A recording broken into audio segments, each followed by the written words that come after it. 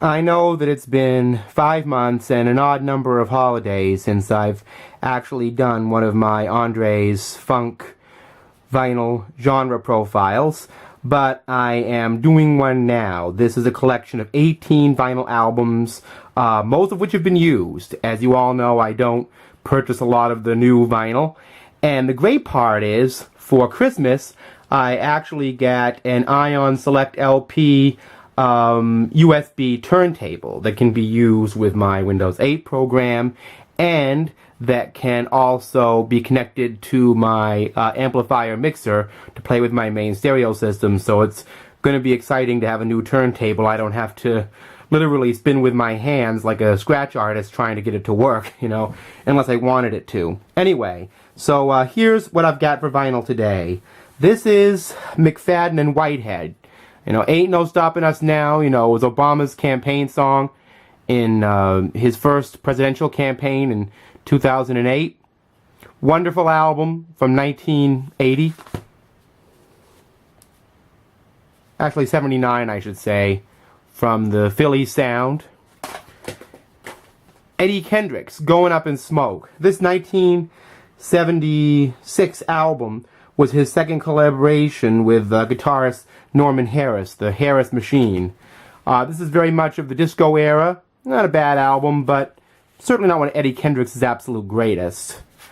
Earl Klugh, Crazy for You. Fantastic album. I especially like the song Twinkle on it. A lot of the members of the Quincy Jones Westlake studio crew that worked with Michael Jackson and Patty Austin, you know, Greg Fillinganes, Paulinho da Costa, are all over this album. And they really give Earl Klugh a really nice, down-home, kind of Crusaders-like soul funk sound. This is one of my favorite albums of this genre.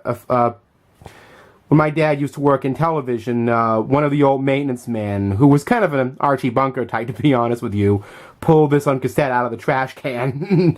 My dad cleaned it up with some rubbing alcohol, and I used to listen to it. But it's great to have it on vinyl. It sounds a lot better than that old trash can cassette. So, Commodore's 13. Actually, my original exposure to this was on a, you know, loose cassette with no cover, gotten by this same maintenance man, and it's an okay album. As you can see, when I open up, it's a big gatefold. This is the Commodores from the same lineup as their 1981 album, In the Pocket. But no Lionel Richie. He left. And unfortunately, while they brought in a new guest vocalist on this album, they just didn't exactly have the same sort of flavor they did with Lionel. And it's an okay album, but it's, again, certainly not one of their best, but I'm still glad to have it. Here we are.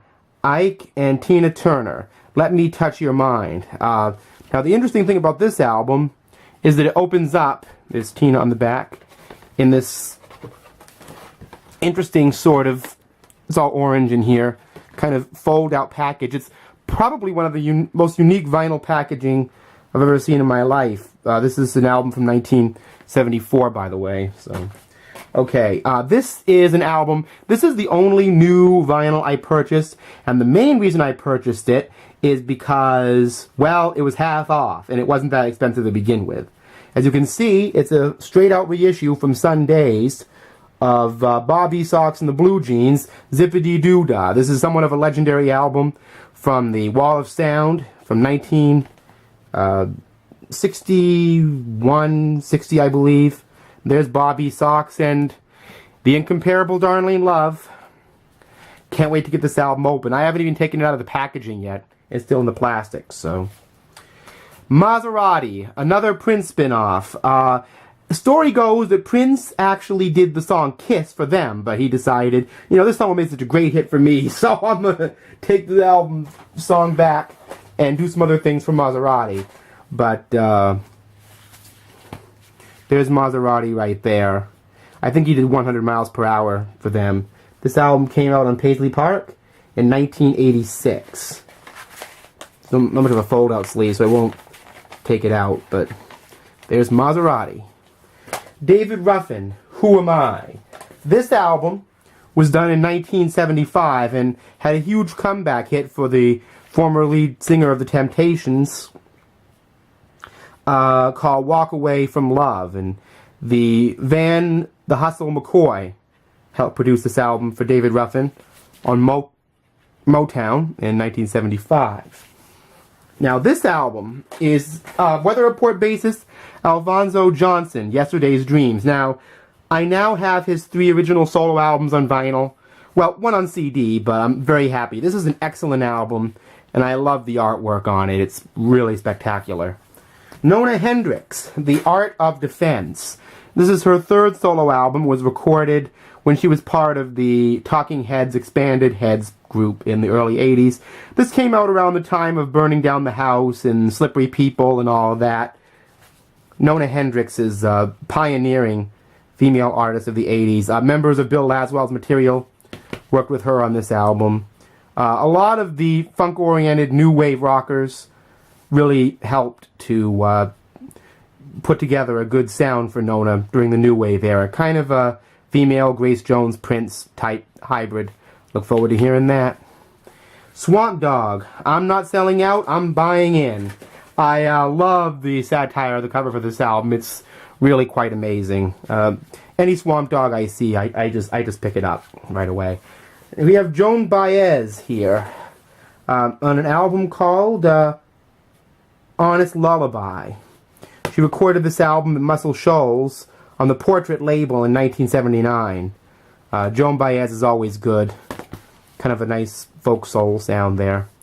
Carly Simon, Another Passenger. This album came out in 1976. It's really hard to find on CD or much of anything now, but this was when she started to go for a more soulful mood. The follow-up to her album, Playing Possum, from 1975. I think there may be some stuff in here. There's a lyric guide. I don't know if you can see that. Not much to look at, but that's what that's at. A couple of Ray Charles albums here. Ray Charles Invites You to Listen has a stereo button, a product of Tangerine Records. I think this record is from 1967, 68, somewhere around that line. Same goes with this album. I'm All Yours, Baby. There's Brother Ray, the Genius of Soul, right up there. And Daryl Hall and John Oates, Whole Oates.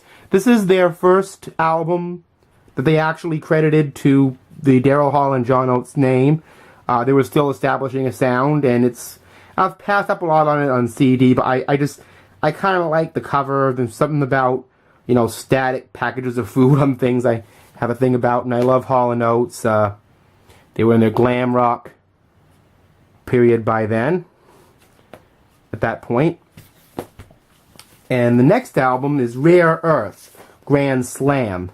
This album was from 1978 for the Prodigal imprint. They were still in Motown at this point, but they were on the Prodigal imprint of it. So this album is something that's kind of rare. It's a Gino Vanelli interview disc for his 1978 album, Brother to Brother. It gives you a chance to hear Gino Vanelli talking about his music and his life, and there's the albums he had out thus far. I have all of those albums on CD, and they're all brilliant. That's his best period, mid-70s, late 70s. So that's what I have for vinyl so far. This will be my last vinyl profile for, 2014. And now I plan to have a few more vinyl coming up in the future. I don't want to overstat my room full of vinyl, which is something I did back in the 1990s when I was buying primarily vinyl for economic reasons. But that's what I've got so far for this, and all of you have a wonderful 2015, and all of you vinyl collectors, just keep this in mind. When the vinyl fad goes out this time, don't give up your vinyl. It's come and gone before, and it'll come and go again. Emphasis on the go. It'll be back. And this time, I don't think it's going to be going away for long. So anyway, enjoy your vinyl, enjoy your crackle, enjoy your music, enjoy your soul, and enjoy your funk. Peace.